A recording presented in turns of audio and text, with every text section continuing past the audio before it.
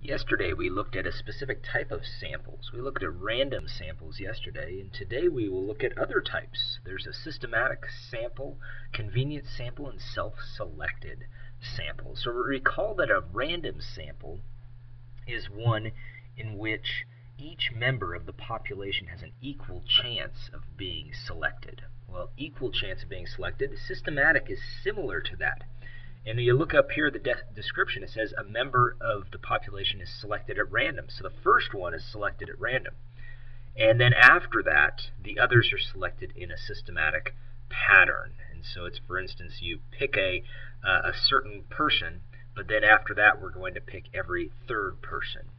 And that would be a systematic sample. Convenient sample is the most available members of the population are chosen.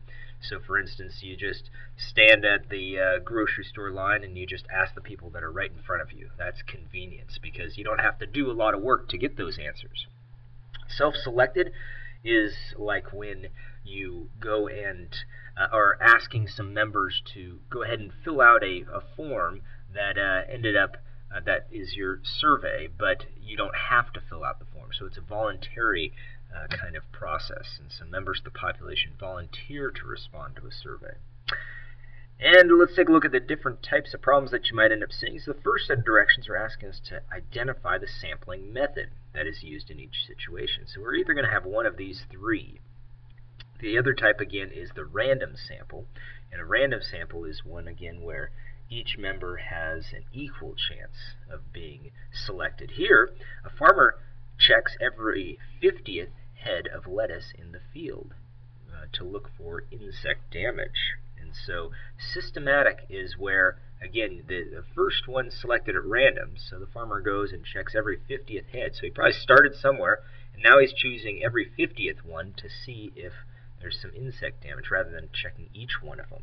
And so this one, because it's every 50th, again, this kind of gives it away right here, every 50th, we'd go with systematic in this case. And the next one says, Andrea wants to know how students at her school feel about school uniforms. She surveys all of the students who ride the same bus as her. So remember, we have these three different types. Systematic is when you choose one each time, so it's like every third one, or in this case every 50th one, so that doesn't make sense. She's not choosing every 50th one. A convenient sample is when it's very convenient for you. For instance, you just go exactly as I said before. We're at the supermarket and we have people in front of us and you just ask them a question because they're right there. Well, same thing here. She wants to know this information about school uniforms, but she just rides or asks the students who ride the same bus as her. So this is convenient for her. So it makes it easier for her. She's not having to go from bus to bus or from person to person. She just asks the people that are right around her. So that's a convenience. And here the cashier at a bookstore asks each customer if they would like to take a short survey about their reading habits. So this is one which the customer could say, yeah, I'll go ahead and fill it out, or no, I don't really want to fill it out because I don't have time, I got to move on. And so the customers don't have to do it. It's a voluntary task. So they're going to volunteer to take that survey. And so what would this end up being? Well, it's a self-selected. You are choosing to either participate or not participate. Self-selected sample would be that one. Drew wants to know how much the average American spends on groceries each month. Okay, so this is going to be the part that tells us the sample. He surveys 80 people as they leave a grocery store. And so would this be a self-selected? Are they volunteering their response? No, it doesn't say that, because they don't ask them to do that. They're not having them fill out anything.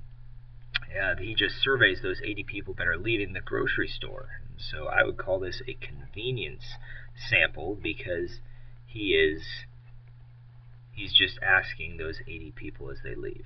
Well, those are some different problems here, and again, the best type of sample would end up being either a random sample. Random's always the best. Random sample, or a systematic sample. random or systematic sample give the best results?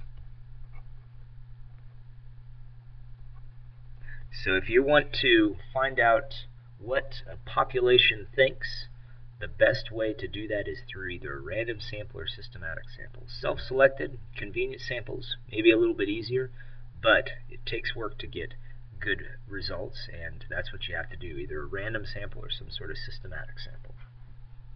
Part 2 will have more problems similar to tonight's homework.